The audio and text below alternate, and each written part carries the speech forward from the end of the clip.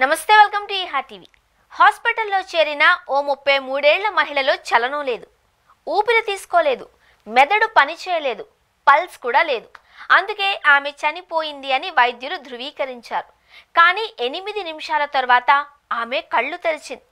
ఆ తర్వాత మరణానంతరం జీవితం గురించి చెప్పింది. అమెరికాలో జరిగిన ఒక షాకింగ్ ఘటన ఇప్పుడు సోషల్ మీడియాను ఊపేస్తోంది. ఓ 33 ఏళ్ల మహిళ మరణించిన 8 నిమిషాలకు కళ్ళు తెరిచింది.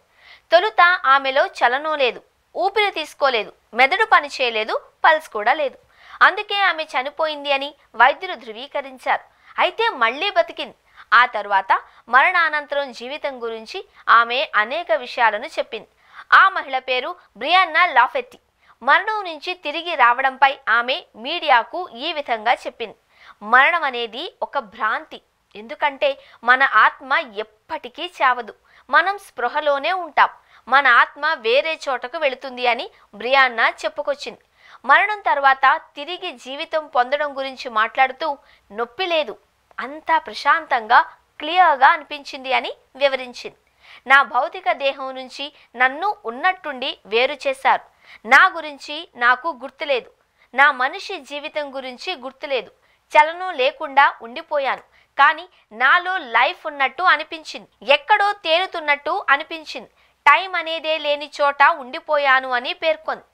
మనిషి మరణం నుంచి ఎలా తిరిగొస్తాడు, ఇది ఎలా సాధ్యమన్న విషయంపై ఇప్పుడు చర్చ జరుగుతోంది.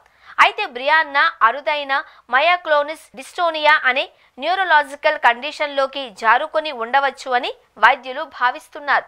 ఆమె నియర్ డెత్ ఎక్స్పీరియన్స్కి ఇదే కారణం అయి ఉండొచ్చు అంటున్నారు. ఈ కండిషన్ వల్ల శరీరంలోని అవయవాలు పనిచేయడం ఆపేస్తాయి. ఈ కండిషన్ లక్షణాలు ఒక్కొక్కరిలో ఒక్కో విధంగా ఉంటాయి.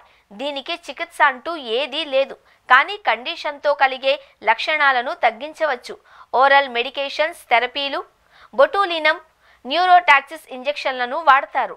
వాస్తవానికి ఈ కండిషన్ గురించి వైద్య ప్రపంచంలో కూడా ఇంకా సరైన అవగాహన లేదు.